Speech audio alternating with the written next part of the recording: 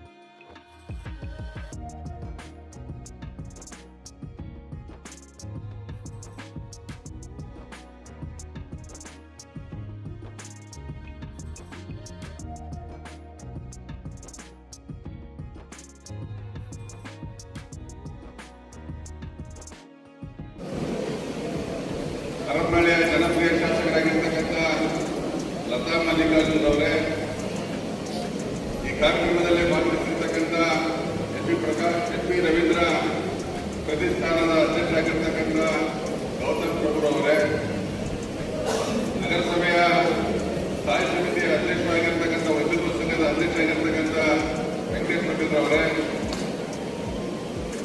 ನಗರಸಭೆಯ ಸದಸ್ಯರು ವಕೀಲರು ಆಗಿರ್ತಕ್ಕಂಥ ಅಬ್ದುಲ್ ರಹಮಾನ್ ಸಾಬ್ ಅವರೇ, ನಗರಸಭೆಯ ಸದಸ್ಯರು ಬೇಡಿ ಬ್ಯಾಂಕಿನ ನಿರ್ದೇಶಕರಾಗಿರ್ತಕ್ಕಂಥ ಲಾಟಿ ದಾದಾಪೀರ್ ಅವರೇ, ತಾಲೂಕ್ ಪಂಚಾಯತಿಯ ಮಾಜಿ ಸದಸ್ಯರು, ಕಾಂಗ್ರೆಸ್ ಪಕ್ಷದ ಮುಖಂಡರಾಗಿರ್ತಕ್ಕಂಥ ಚಂದ್ರಪ್ಪ ಅವರೇ, ನಗರಸಭೆಯ ಉಪಾಧ್ಯಕ್ಷರು ಆಜ್ಪೂರ್ ಆಗಿರ್ತಕ್ಕಂಥ ಎಚ್ ಕೊಟ್ರೇಶ್ವರ ಅವರೇ, ಅದೇ ಥರ ಮಕ್ಕಳು ಕೊನೆಯವರೆಗೂ ನೀವು ಇಟ್ಬಿಟ್ಟು ಆಮೇಲೆ ಊಟ ಮಾಡಿಕೊಂಡು ನೀವೆಲ್ಲ ಹೋಗಿ, ಏನು ಡಿಲೇ ಆಗಿಲ್ಲ, ಕರೆಕ್ಟ್ ಟೈಮಿಗೆ ನಾವು ಶುರು ಮಾಡಿದ್ದೀವಿ. ಇವತ್ತು ಕಾರ್ಯಕ್ರಮ ಯಾರು ಸ್ಪೀಚ್ ಕೊಡೋಲ್ಲ. ಇವತ್ತು ನಮ್ಮ ವಿದ್ಯಾರ್ಥಿಗಳ, ನಮ್ಮ ತಂದೆಗೆ ಪ್ರಿಯವಾಗಿರುವಂಥ ವಿದ್ಯಾರ್ಥಿಗಳಿಗೆ ಸನ್ಮಾನ ಮಾಡ್ತಾ ಇರೋದು. ಯಾಕಂದರೆ ನಿಮ್ಮ ಸನ್ಮಾನ ಬೇರೆ ಮಕ್ಕಳು ನೋಡ್ತಾರೆ, ಅವರು ಸನ್ಮಾನ ಬೇರೆ ಮಕ್ಕಳು ನೋಡಬೇಕು ಅನ್ನೋದು ನನ್ನ ಉದ್ದೇಶ. ದಯವಿಟ್ಟು ಯಾರು ಸನ್ಮಾನ ಸ್ಪೀಕರ್ ಸಿಗ್ನಾಗ ಯಾರು ಹೋಗ್ಬಾರ್ದು, ಎಲ್ಲರೂ ಇಲ್ಲೇ ಕೂತ್ಕೊಳ್ಳಿ. ಅವ್ರ ಜೊತೆ ತಂದಿರೋ ಯಾರೇ ಪೋಷಕರು ಕರ್ಕೊಂಡು ಹೋಗ್ಬೇಕು. ಈ ಸಲ ಈ ಥರ ಮಾಡಿದ್ದೆ ಅಂದ್ರೆ ಮುಂದಿನ ಸಲ ನಾನು ಫೋನ್ ಮಾಡಿ ಕೇಳಬೇಡಿ ಯಾವಾಗ ಸನ್ಮಾನ ಮಾಡ್ತೀವಿ ಅಂತ. ಬೇರೆ ಮಕ್ಕಳಿಗೂ ಅವಮಾನ ಆಗುತ್ತೆ ಈ ಸನ್ಮಾನ ಇರೋದ್ರಿಂದ. ಪೋಷಕರು ದಯವಿಟ್ಟು ಮಕ್ಕಳನ್ನ ಕರ್ಕೊಂಡು ಹೋಗಬೇಡಿ. ಎಲ್ಲ ಸನ್ಮಾನ ಆದಮೇಲೆ ನೀವು ಊಟ ಮಾಡಿಕೊಂಡು ನಿಧಾನಕ್ಕೆ ಊಟಕ್ಕೆ ಹೋಗಿ 2 ಗಂಟೆ